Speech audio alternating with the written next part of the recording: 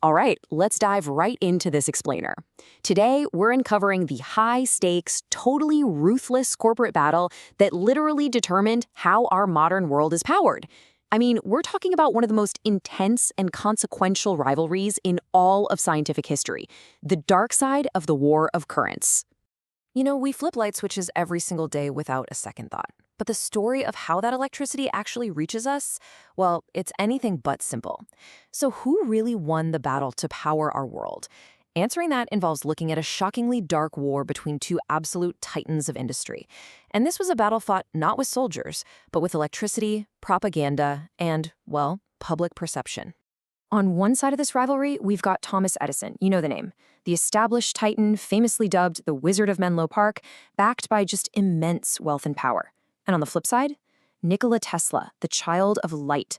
Tesla was this brilliant immigrant who showed up in America with literally 4 cents in his pocket. These are our main characters, and their clashing visions were about to change humanity forever. So let's get into Section 1, A Clash of Currents, Understanding the Tech. To really get why they hated each other so much, we gotta understand the tech they were fighting over. Tesla championed alternating current, or AC. Basically, this is an electric current that periodically changes direction. And that ability to reverse the flow, it's absolutely crucial, because it allows the voltage to be easily stepped up and down. Ultimately, this means AC can maintain a steady, reliable supply of power over massive distances without losing its juice. It was a highly efficient system that solved a huge problem of the era. Now, Edison, on the other hand, was heavily invested in direct current, or DC. And the difference is pretty stark. While Tesla's AC power periodically changes direction, Edison's DC power flows in one direction only. Because of this limitation, DC really struggled to travel very far from the power plant at all. But here's the kicker. Edison already owned the highly lucrative patents for DC, so he absolutely refused to listen to Tesla's ideas for improvement. He just didn't want his own sales to take a hit. And man, this tech disagreement quickly got personal. See, Tesla actually worked for Edison early on, and Edison promised him this massive bonus if he could improve his DC motors. We're talking $50,000 in the late 19th century.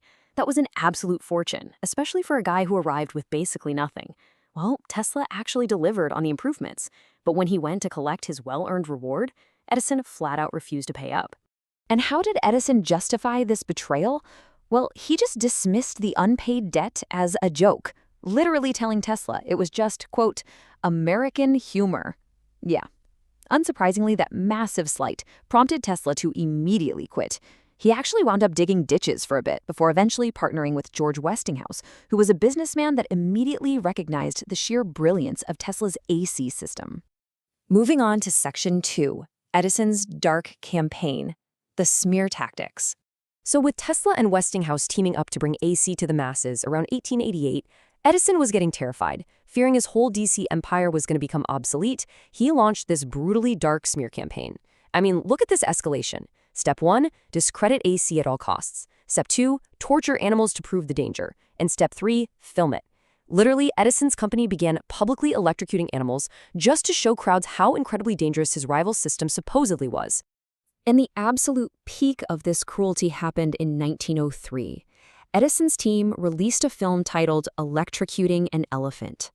In this super gruesome demonstration, they electrocuted a circus elephant named Topsy. They filmed the whole horrific thing and distributed it everywhere just to spread widespread fear of alternating current among the public.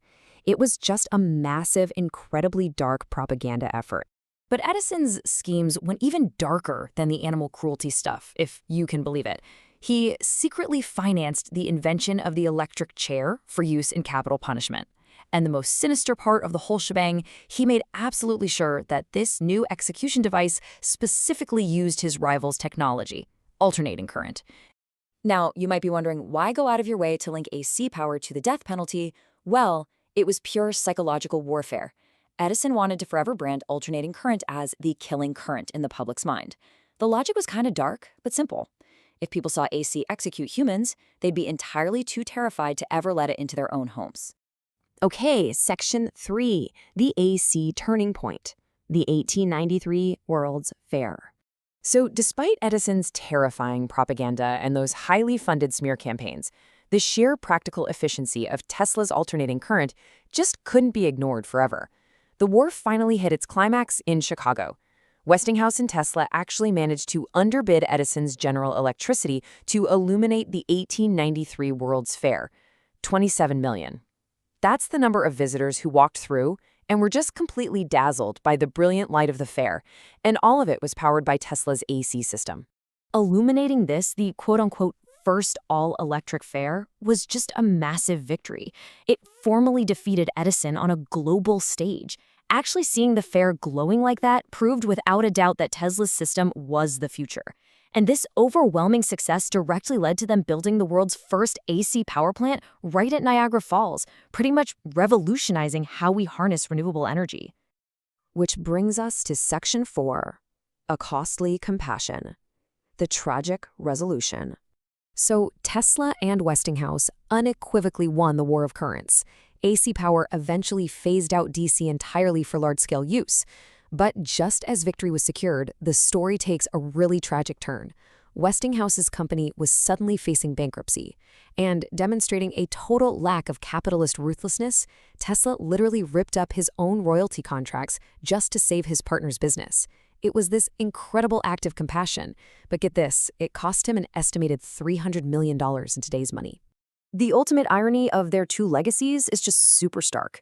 Thomas Edison remained a wealthy, famous, and very comfortable businessman until the very end. Tesla, on the other hand, sacrificed his own financial security. His loyalty kept him from becoming one of the world's first billionaires.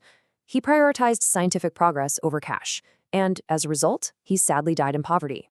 The brilliant child of light who successfully defeated Edison's dark campaign ended up completely alone. He spent his final decade living in room 3327 of the New Yorker hotel. He was obsessed with feeding pigeons from his window, and he survived almost entirely on a diet of crackers and warm milk.